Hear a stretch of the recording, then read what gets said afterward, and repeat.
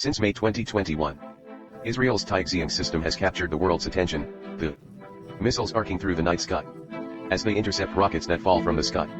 The collision is a brilliant display of fireworks. It's an impressive sight for many. And behind this magnificent aerial defense, the Israeli-Palestinian conflict is back in the spotlight. A look at the past and present, and a look at current events. Click to follow. I'm here today to talk to you about the history of the Israel conflict and how Israel, surrounded by enemies on all sides, has managed to gain a foothold in the Middle East. May 2021.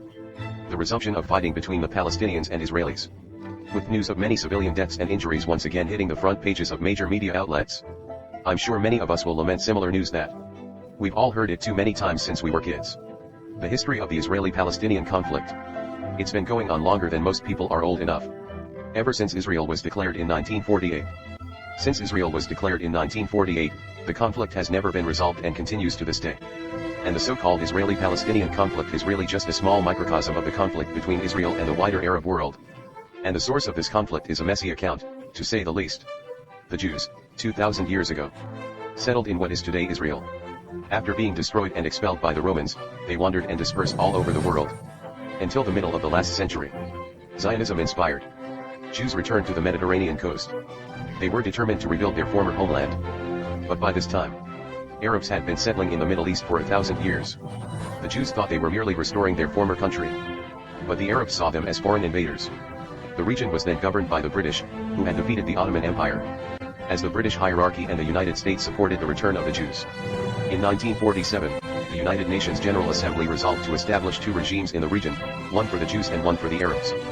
For the Jews and for the Arabs. Although the resolution was passed,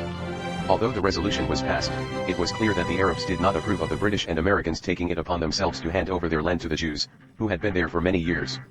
The whole Arab world was looking at the Jews with a keen interest. And so 4 Middle East wars broke out since the founding of Israel. Egypt, Iraq, Jordan, Syria, Lebanon, Palestine, and many other countries formed a coalition against Israel. The population of the newly founded state of Israel totaled 500,000 people. Its theoretical territory was 15,000 square kilometers. The Arab countries hostile to Israel had a total area more than 100 times larger than Israel's, and a population tens of times larger. And dozens of times the population. However, against a foreign enemy of enormous size, Israel was able to win the war. In 4 wars in the Middle East. And even during the successive wars, Israel has expanded its territory to 28,000 square kilometers. And pushed the Palestinians out of the area. It has succeeded in establishing itself in the complex Middle East. The reasons behind the fact that Israel, a small country, was able to do this despite being surrounded by enemies on all sides. There are many reasons behind this. The first is the importance Israel attaches to the military. As the saying goes, you die in peace when you're in trouble. From the very beginning of its existence, Israel has faced hostility from many Arab countries. The Israelis have a strong sense of crisis. And the military is a top priority. After all, Israel is a really small country. It's a small country with no strategic reach, and a defeat would be tantamount to the end of the country. It's in this context of a desperate battle. Israelis realized that they couldn't afford to lose. And they have taken their preparations for war and their training to the extreme. Israel is the only country in the world with universal military service. All Israelis, men and women, are called up at the age of 18. With the advantage of universal service. Today, with a population of only 8 million, Israel is able to organize an army of 200,000 men. A ratio of 1 in 40. Is quite an exaggeration for a modern country. If this ratio were applied to China would have a staggering army of 35 million. But in reality, the total number of people in the PLA is only about 2 million.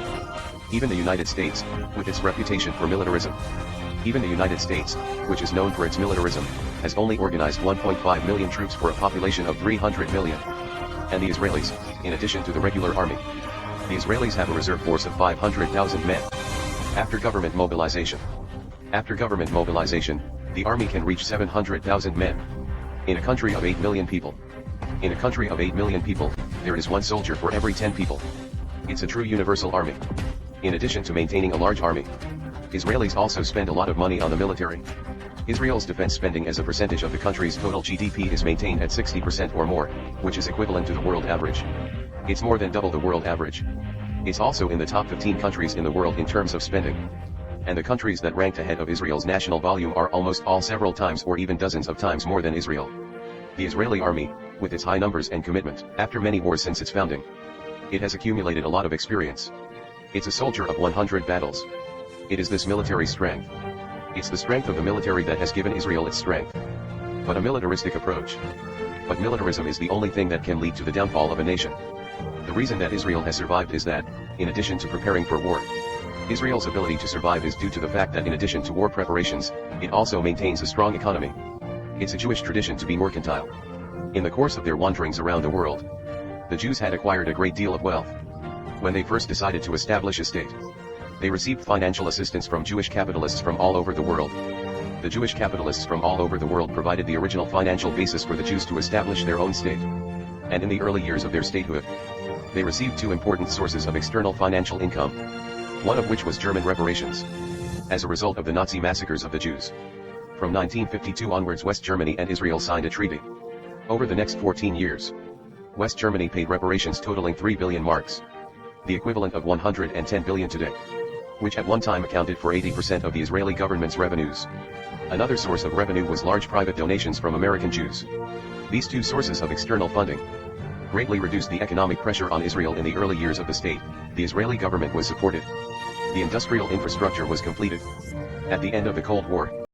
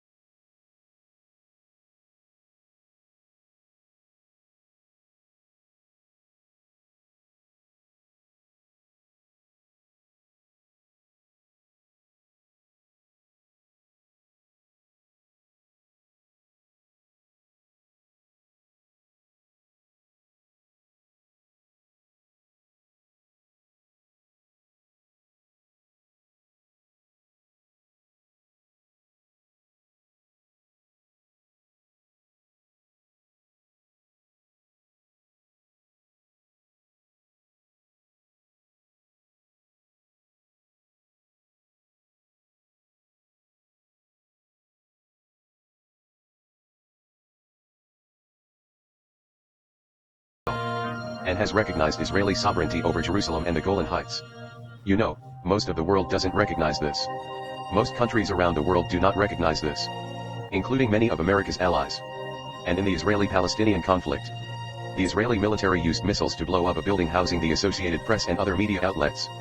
This indiscriminate attack on neutral media outlets, if it were any other country, it would be condemned by the United States for undermining the freedom of the press and so on. But because the Israeli army did it, but because it was the Israeli army that did it, the US government has remained coy and unapologetic, and there's been no criticism. Even many top government officials still stand firmly by Israel. It's clear that Israel is more important to the United States than any of its own citizens. The reason why the US favors Israel so much, is because of its irreplaceable value. The Middle East is the source of the world's oil. The Middle East is the source of the world's oil and the junction of Asia, Europe, and Africa. It's a key point in American geostrategy. And Israel, based here, is America's proxy in the Middle East. The late Republican Senator Alexander called Israel America's aircraft carrier in the Middle East. Though the bloody colonial era is long gone. But the United States is still colonizing the Middle East by serving as a proxy. Israel is his white glove. In the decades of war in the Middle East, the souls of countless dead and wounded have caused the Jews and the Arabs to forge a deep and unbreakable grudge. But behind every debt of blood there is an American instigation and manipulation from thousands of miles away. If you enjoyed today's content, please click the subscribe button so you won't miss our exciting future videos.